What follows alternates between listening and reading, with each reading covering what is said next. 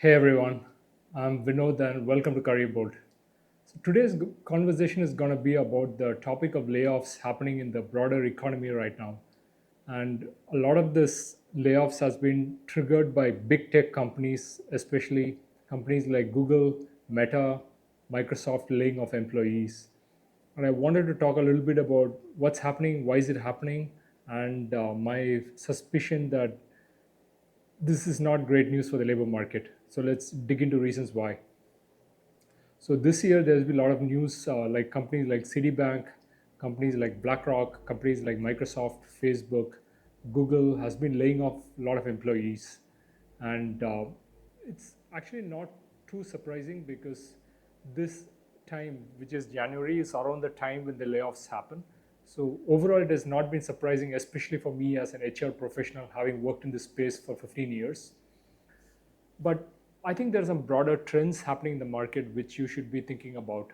So one of the reasons this layoffs has been happening is that if you look very carefully, there is a lot of hype about AI and impact on the workplace. And if you look at companies like Microsoft, companies like Facebook, companies like which is basically Meta, and companies like Google, they are at the forefront. They are the leaders of artificial intelligence. And what's happening is that the stock market valuations of companies like Microsoft has touched $3 trillion. So Google is near 1.8 trillion. And then if you look at a company like Meta, it's close to touching $1 trillion.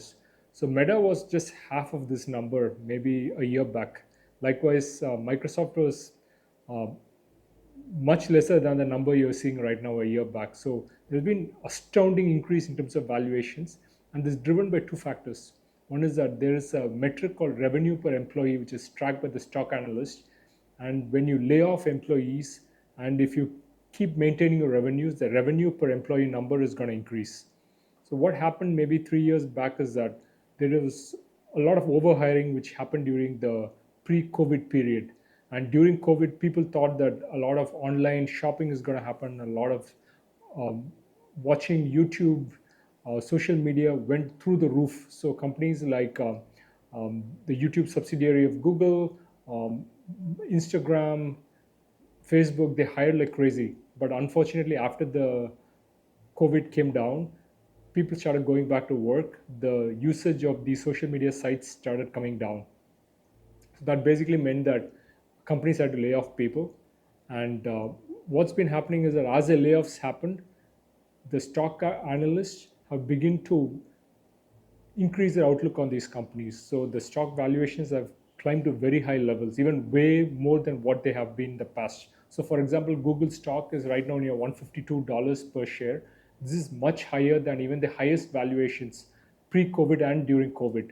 So the stock analysts are rewarding companies for laying off employees. The second aspect you can see is also that the stock analysts want these companies to use AI to do work.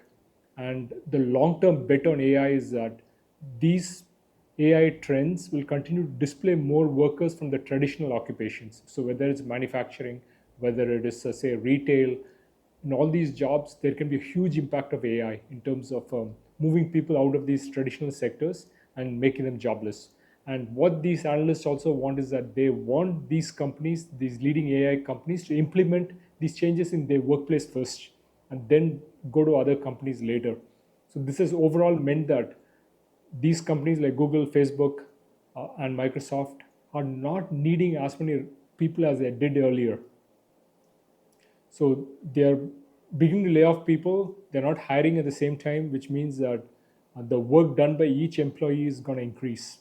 And it worked great for the company because as the stock valuations increase, the executives get paid very, very handsomely for the services. So I see a couple of trends going forward. One is that every employee is going to work harder and longer, and they're probably going to doing double the work of what they did 3 years back.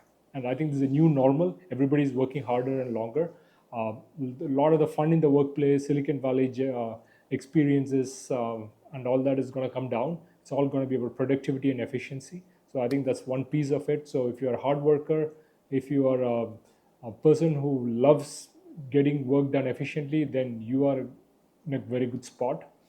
And I also think that if you have the right skill sets, you can do very well in the market, because it doesn't matter what your background is. If you come from not so great schools, or if you're not worked in not so great companies, if you enhance your skill sets, companies are always firing employees. So they may want to fire 3 employees and replace those 3 with 1 employee. So if you're really skilled, and if you can prove to the company that you can do the work of 3 employees, then definitely you'll have a job.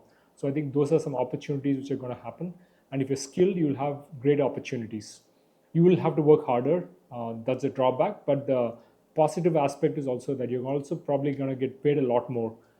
In the past, what happened is that you get paid, say, a number X for creating so much revenues. But now that the company valuations have gone through the roof, and they can afford to pay employees a lot more, they will not pay to all employees. They'll pay to the star employees, the top 5%, the top 10%. So if you're really good, then you'll have a great future in big tech. My worry is also for campus hires, university hires, where the skill levels of students is typically not that high, and most companies invest 6 months to a year on the new hires to bring them up to speed and make them fit for industry. I feel a lot of the investment is going to decrease. Campus recruiting is going to decrease dramatically, because everyone wants top employees to begin to perform right from day one, and campus hires don't fit into that category. So I see a little bit of worrisome signs for campus hires, because they don't have the right skill sets. But at the same time, if you are studying right now, if you want to gain skills in big tech and software engineering, go out there, get some real life experience, work for free with companies that will give you very good exposure, learn how to do production code, work pro bono for free, do open source coding, enter competitions, and enhance your skill sets, because all these skills will ensure that you get placed much more than and much faster than your compatriots. So those are some thoughts I want to leave you with. If you have any comments, let me know in the section below in terms of what your thoughts were. I'm happy to answer the questions. And if you're not subscribed to my channel, please subscribe. Till then, cheers and bye-bye.